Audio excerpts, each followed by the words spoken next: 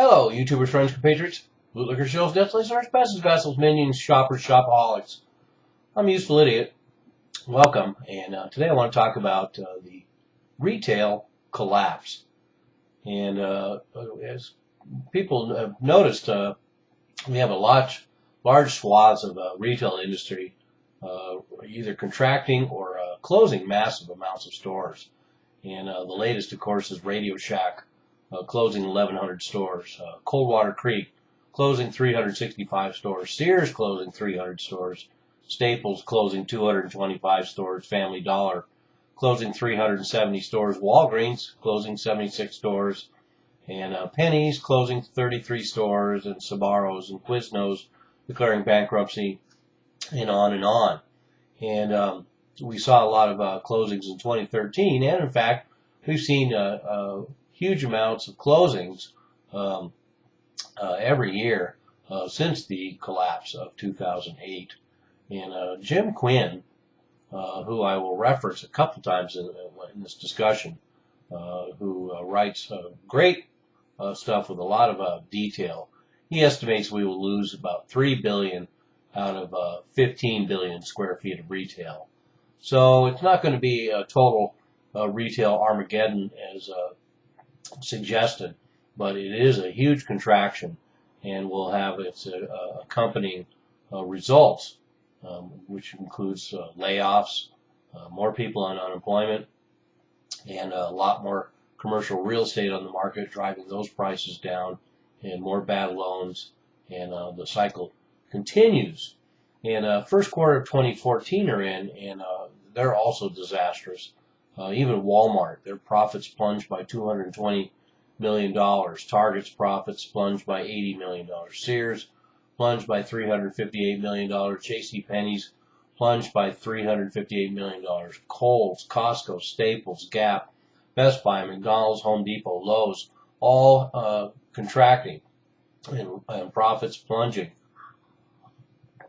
And to give you an idea that the overall trend is moving up, though, it's interesting to look at the fact that in retail sales, in 2000, retail sales was $3.3 trillion, and in 2013, it's $5.1 trillion, and that's a 55% increase in retail sales. But a lot of that has to do with was fueled by spending from home equity loans.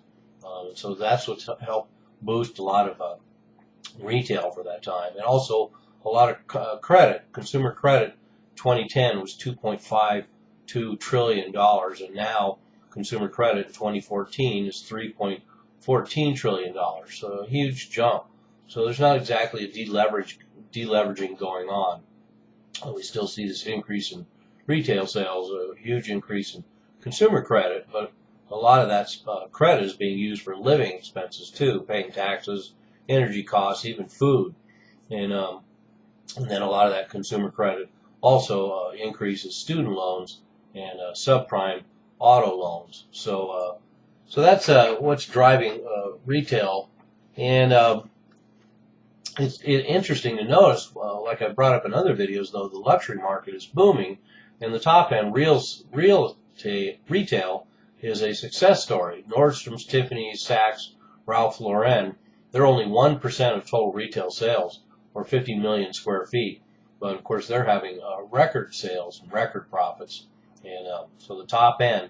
So this is a middle class phenomenon, as a lot of this stuff is. And they say there's a potential for 2 million retail workers to lose their jobs in the next 5 years, and I would suggest there's a potential for 2 million retail workers' jobs to be lost in the next 2 years.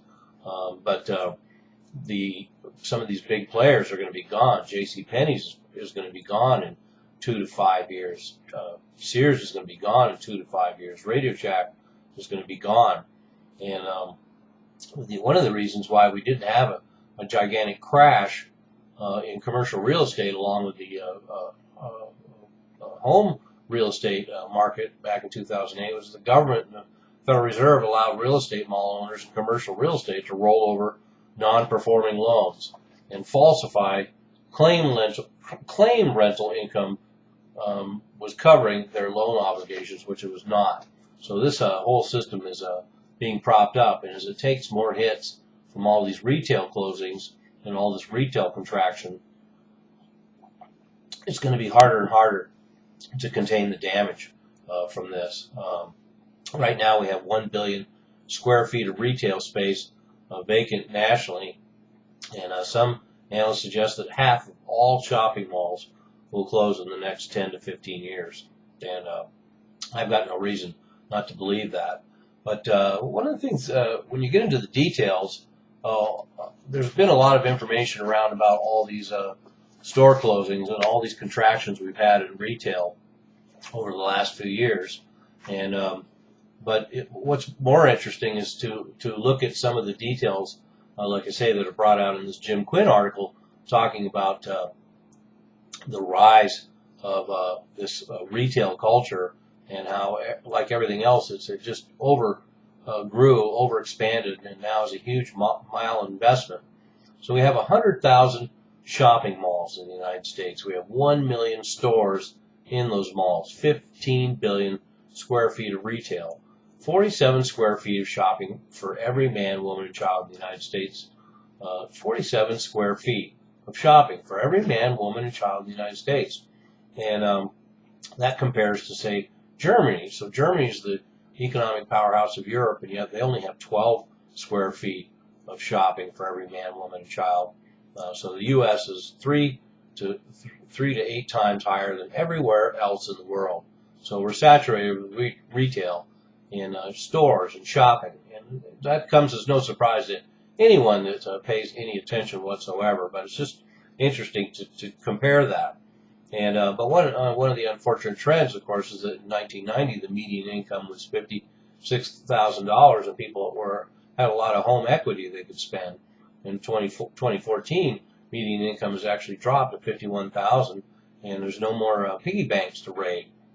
Although 401ks certainly are being raided, but square feet of shopping per capita has doubled in that same period. So as buying power went down, as home equity loans dried up, in that same period, the square feet of shopping doubled. So it went from somewhere around 30 square feet to 47 square feet of shopping for every man, woman, child in the U.S. And media focuses in on the high end. They're always going to look at the high end of retail and focus on that and talk about where the success stories are, where the recovery is. But the reality is, like everything else, the middle class is being eliminated, and those outlets that cater to the bottom end and the very, very high end will survive. Although certainly seeing Walmart taking hits, but that's to be expected as more and more people drop off the unemployment rolls and getting government money. We're going to see Walmart take more hits. So it's also interesting to look at the fact that we have a consumer culture, a retail culture that has to contract and will contract. And needless to say, the recovery is not going to come in the retail sector, at least not the way they imagine. So right now we have not necessarily a retail Armageddon, but we certainly have a massive retail contraction to look forward to. Although certainly if we're thinking about half the malls in America closing within 10 or 15 years, that certainly is a retail Armageddon. And I suspect that is a true statement, because certainly we have a lot of people moving to online shopping. So we're going to have more and more people in the surviving middle class are going to be doing more and more shopping online. And it certainly makes sense in our age. And then we also have the fact that the entire retail sector is loaded up with debt like everything else. So that's only going to add to the problem as this contraction continues. And retiring boomers will be a death blow to the retail industry, because this huge consumer sector downsizes and withdraws from consumption. There's nothing to replace it right now. As we all know, we have lost generations loaded with student debt who cannot find jobs and are going to be putting off marriage, having kids, buying houses, buying cars, and for many years to come. So the retail collapse is here, has been, and will be. I'm a useful idiot. Don't you be one too.